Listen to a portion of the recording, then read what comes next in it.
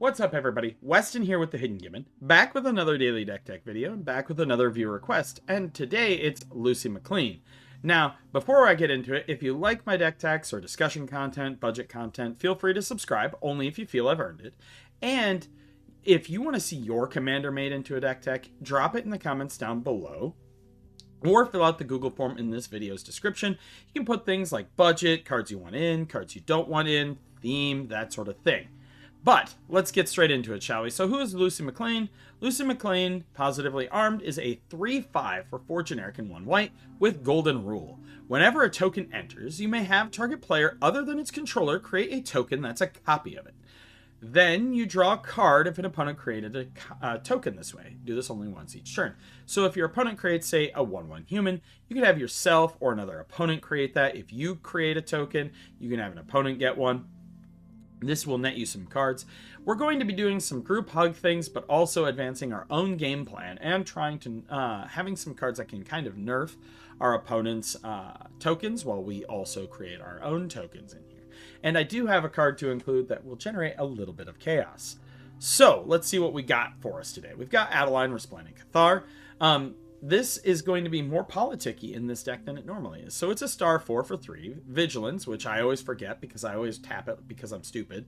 And Adeline, Resplendent Cathar's power is equal to the number of creatures you control. And then whenever you attack, for each opponent, create a 1/1 white human creature token that's tapped and attacking that player or planeswalker they control. So you'll create these tokens. You can be like, hey, other person, I know you don't want to take the 1 from my token. I will give you a token, lets me draw a card, and you can have a free chump blocker. Or they can keep the token for a rainy day.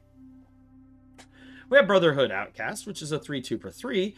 When it enters, you can return an aura or equipment card with mana value 3 or less from your graveyard to the battlefield. We actually do have a couple equipment and auras in this deck. Or you can put a shield counter on target creature, which means if it were to be dealt damage or destroyed, you remove the shield counter from it instead. So a little bit of protection. You can put that onto your Lucy Maclean. We have Commander Sophia Daggery, which is a 1/3 for 4. Flash, which is always useful. And Crash Landing. When Sophia enters, destroy up to 1 target legendary permanent. That permanent's controller creates a junk token. So you can use this to nuke somebody's commander off the battlefield. And it gives them a junk token, which then you can give someone else a junk token and draw a card off of Lucy. We have Edie, Lonesome Eyebot. She has flying, and she has Edie, my love, which is whenever you attack, if the number of attacking creatures is greater than the number of quest counters on Edie, you put a quest counter on her. Or on it, sorry. And 2, sacrifice Edie, draw a card, then draw an additional card for each quest counter on Edie. So this is pretty easy because we're going to have a whole bunch of tokens that we're going to be generating. Pumps up Edie. Also, Edie is just a fun companion in New Vegas. I like the bread and the toaster, by the way, in the art. It's fantastic. We have Emeritus of Truce, a card that I figured I'd test in this. Since we're going to be giving our opponents a lot of tokens, they might actually end up with more creatures than us at some point. So when this creature enters, you give somebody a 1/1 black Inkling creature token with flying. Then if an opponent controls more creatures than you, this creature becomes prepared. And the prepared spell is Swords to Plowshares, which of course is exile target creature. Its controller gains life equal to its power. And we have Gary Clone. Gary! He's a 1/3 for 2 with Squad 2, which means you can pay the 2 mana any number of times when you cast Gary Clone, and it copies it for each amount of times that you've paid the squad cost. And whenever Gary Clone attacks, each creature you control named Gary Clone gets +1/+0 until end of turn. You can give somebody else a Gary too, so we can all share in our Gary. We have Illustrious Wanderglyph, which is a white Tendershoot Dryad. It's a 2/2 for 5 with Ascend, so it triggers when it activates the Ascend when you have 10 or more permanents. Other artifact creatures you control get +2/+2 as long as you have the City's Blessing. By the way, once you get to 10, you always have it. At the beginning of each upkeep, you create a 1/1 colorless gnome artifact creature token. It's literally white Tendershoot Dryad. We have Joined Researchers, which is first strike. At the beginning of each end step, if an opponent has more cards in hand than you, it becomes prepared. And then you get Secret Rendezvous, which is you and target opponent each draw 3 cards. See, golden rule, do unto others as we want. So we want 3 cards, we're going to give somebody else 3 cards. Mentor of the Meek. Whenever another creature you control with power 2 or less enters, you may pay 1. If you do, draw a card. I did not know this art existed for this card until I did the update to cheapest option. And I'm going to have to get this because I truly do love the pre-Columbian art style that they have for Ixalan. It's really cool. The Central American and South American civilizations had really vibrant art and buildings. It was awesome. I'm a history nerd. We have Myrel, Shield of Argive, which is during your turn, your opponents can't cast spells or activate abilities of artifacts, creatures, or enchantments. So that's a bit of protection right then and there. And whenever she attacks, you create X soldier artifact creature tokens, where X is the number of soldiers you control. So this just gradually gets bigger. We also have some random other soldiers that are probably in the deck, right? Yep, there's one. That one's a pilot. We're never going to see pilot unless there's like we get to Star Wars and there's a TIE fighter pilot. We have Nesting Dovehawk. It's a $33 card because it only came in a precon. But flying in at the beginning of combat on your turn, you populate, which is create a token copy that's a copy of another token you control. Then whenever a creature token enters the battlefield under your control, put a 1/1 counter on Nesting Dovehawk. It gets bigger and bigger and bigger. We have ourselves Ocelot Pride. This card needs reprints badly. It sees play in Modern, I assume still, and it is just very good. It's first strike, lifelink, ascend, again if you get the City's Blessing. Meaning of your end step, if you gained life this turn, create a 1/1 white cat creature token. Then if you have the City's Blessing, for each token you control that entered the battlefield this turn, create a token that's a copy of it. Pretty good at getting you even more tokens. We have Old Tech Matterweaver, which is whenever you cast a spell, choose one, create a 1/1 colorless gnome artifact creature token, or create a token that's a copy of a target artifact token you control. We have Overseer of Vault 76, first contact. When Overseer of Vault 76 or another creature with power 3 or less enters the battlefield under your control, put a quest counter on the Overseer, right? So that's pretty easy when we have a bunch of tokens. And at the beginning of combat on your turn, you may remove 3 quest counters from among permanents you control. So her and Edie both have this. And when you do, put a 1/1 counter on each creature you control, and they gain vigilance until end of turn. So it buffs your duders. We have Paladin Dance, Steel Maverick, good old Paladin Dance. He's a 3/3 for 3, vigilance, lifelink, and you can exile him. And when you do, each creature you control that's an artifact or human gains indestructible until end of turn. And then we have Securitron Squad. This is a 2/2 for 2 with Squad 3. Vigilance, and whenever a creature token enters the battlefield under your control, you put a 1/1 counter on it. So it makes all of your tokens buffed up. We have Solemn Simulacrum, just a sad robot that can draw you a card and net you a land. And then we have Yes Men Personal Securitron. Target opponent gains control of, you tap it to have an opponent gain control of Yes Man. And when they do, you draw 2 cards and put a quest counter on Yes Man. Activate only during your turn. And then there's Wildcard. When Yes Man leaves the battlefield, its owner creates a tapped 1/1 white soldier creature token for each quest counter on it.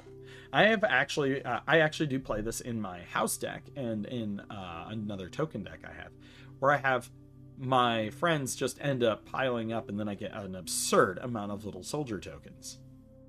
Sorceries, we're only running 4. Savine's Reclamation gets the stuff back from the graveyard, and you can flash it back. We have Tempt with Bunnies, draw a card, and create a 1/1 white rabbit creature token. Then each opponent can do that, and this just overruns everyone with rabbits. If they all choose rabbits, you get so many rabbits. But remember, you can only choose you can only do the Lucy Maclean thing once per turn. We have United Front, create a whole bunch of allies, then put a 1/1 counter on each creature you control. I love this card. It's underrated. Play this card more, friends. White Sun's Twilight. You gain X life, create X 1/1 Phyrexian Might artifact creature tokens with Toxic 1, and they can't block. And if X is 5 or more, destroy all other creatures. So it's a wrath effect. That nets you tokens. We have Bovine Intervention. So we're going to have a whole bunch of these destroy spells that net people tokens, right? Bovine Intervention, Stroke of Midnight, Personify, Harsh Annotation are all in here, okay? And then we have regular removal in the form of swords, path, erode. Oh, yes. Also, Generous Gift is in here. We have Secure the Waste to get us a bunch of warrior creature tokens. Mughul's Valor, which also I think is underrated. For each creature you control, create a 1/2 white Mughal creature token with lifelink. Then creatures you control gain indestructible until end of turn. I love this card. I played a lot in Arena Brawl. Rootborn Defenses populate. Creatures you control gain indestructible until end of turn. Populate, like we said, creates a token that's a copy of another creature token you control, and giving things indestructible is nothing to balk at. Artifacts. Here's where I shoehorned in a bunch of Fallout cards, to be honest with you. This is a shoe-in. We do have our Agility bobblehead. We have all the bobbleheads. Agility, Charisma, Intellect, Luck, Endurance, Perception, where are you, Strength, and Strength. They all do different effects, and they're all 3-drop mana rocks. You have a whole bunch of mana rocks in this deck as a result. We have Camp, which is an interesting card, which whenever the fortified land is tapped for mana, put a 1/1 counter on target creature you control. If that creature shares a color with the mana that land produced, create a junk token. We're running a monocolored deck. This is pretty good. This also generates junks, which can help you generate card draw with Lucy. Here's Amulet of Safekeeping. This card's pretty fun. Whenever you become the target of a spell or ability, it gives you, the player, Ward 1, and then creature tokens get -1/-0. We do have some buff effects to buff up our tokens, so this will, although nerf a little bit of our front end on our tokens, it will also be canceled out by things like Intangible Virtue, which we'll get to later.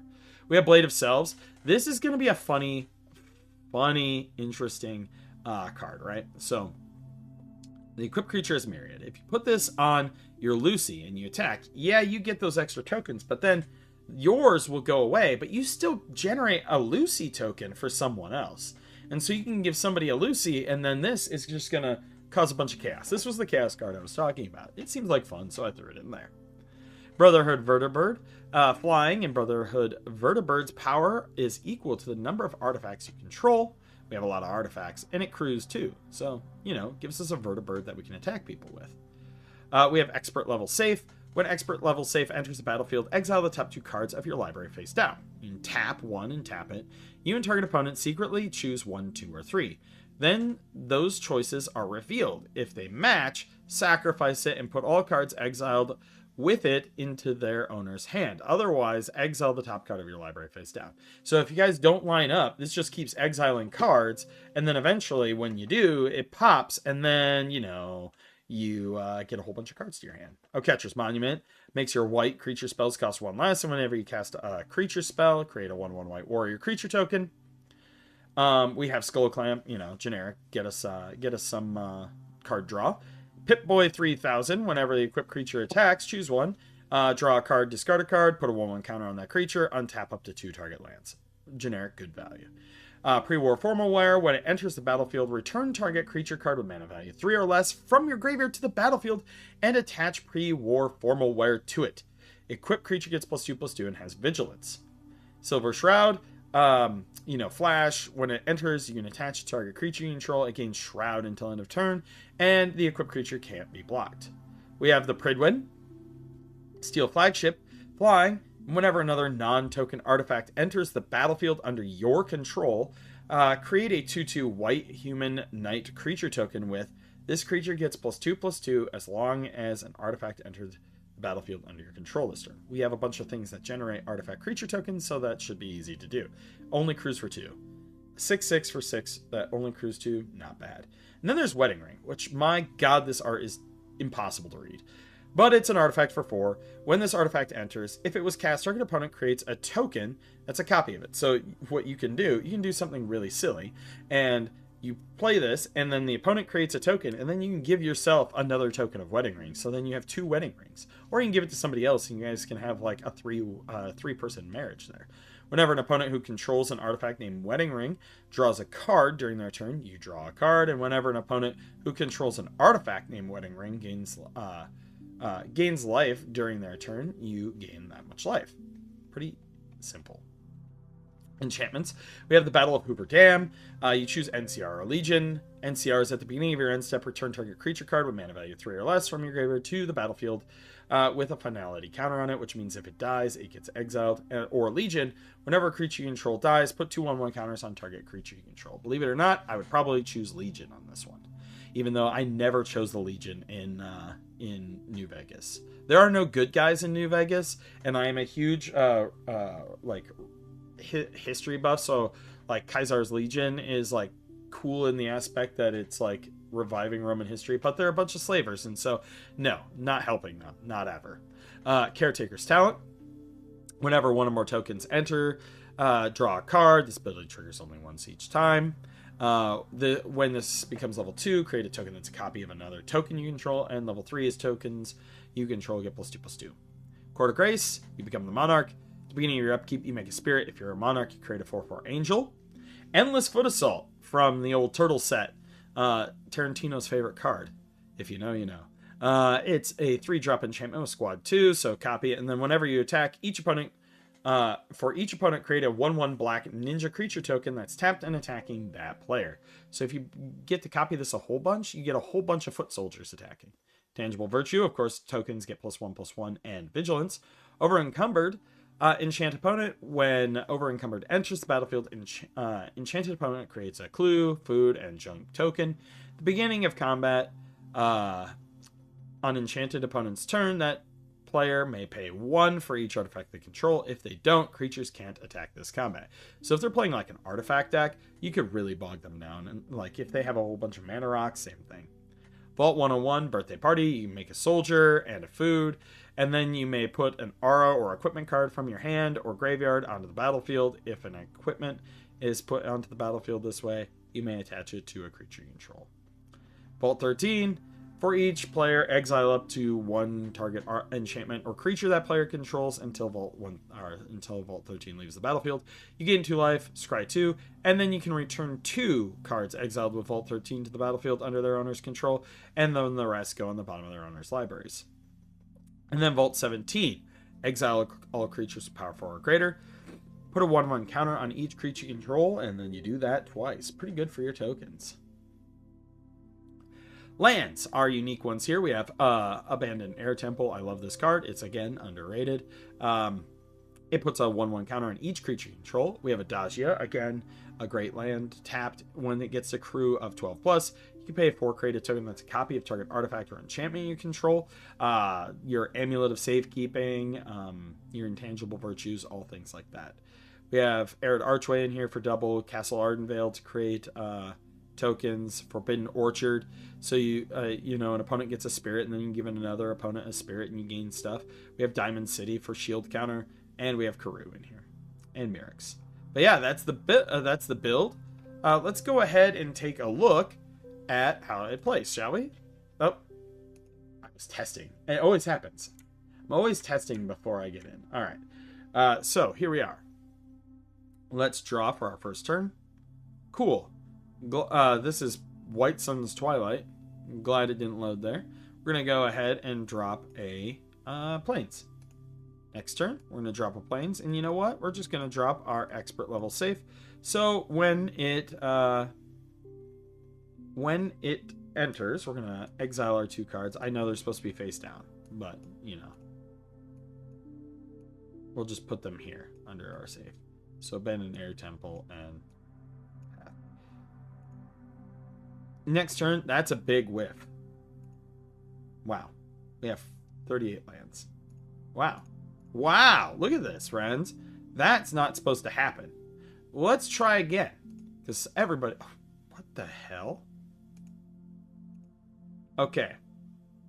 So, disclaimer, that is not supposed to happen in a 38 land deck. I'm just telling you that right now. But this just goes to show that the mana screw does happen sometimes. Oh, forgot to draw for my first turn. Next turn, we draw. We're going to drop that.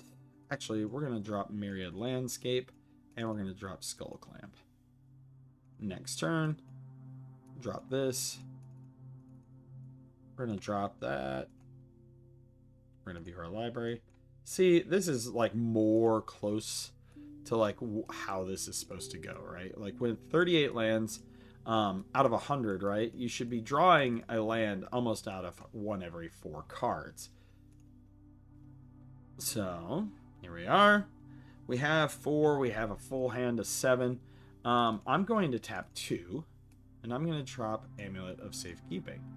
I then am going to return that Plains to put our Karuk into play. Pretty simple, and we don't have to discard. We put a Plains down. 1, 2, 3, 4, 5. I'm going to put Lucy in play, and I'm actually going to equip her with Skull Clamp in case somebody tries to kill her. Next turn. Put this down. Let's see. Somebody's going to have more stuff than us. So 1, 2, 3. We're going to play Emeritus of Truce. So we're going to give that person a token. We're going to assume that I give someone else a token. We're going to draw a card, and we have ourselves a Swords to Plowshare on hand and a Swords in hand and a Path. We have lots of removal, friends. Yeah. Then those tokens are all nerfed. On our next turn, we're going to draw. We're going to play a Plains, and we're going to go 1, 2, 3, 4, 5. We're going to go ahead and play Illustrious Wanderglyph. And we're just going to plop out a Gnome. So this is 1, 2, 3, 4, 5, 6, 7, 8, 9, 10. We have the City's Blessing. So these are now 3 3s. So player 1s, player 2, player 3. So by the time it gets to us, we will have 4 of these. And they are 3 3s, so you can't just Skull Clamp them. Oh, and say that we gave one to another person. So there we go. Now, see, like, we're getting better with our Plains. We're going to Battle of Hoover Dam. Which, whenever a creature you control dies, put 2/1/1 counters on it. Going to do that. But that's how it runs. Sorry for the non-games of the mana screw, but it happens. As always, I'm Weston with the Hidden Gibbon, and I hope you all have a wonderful day.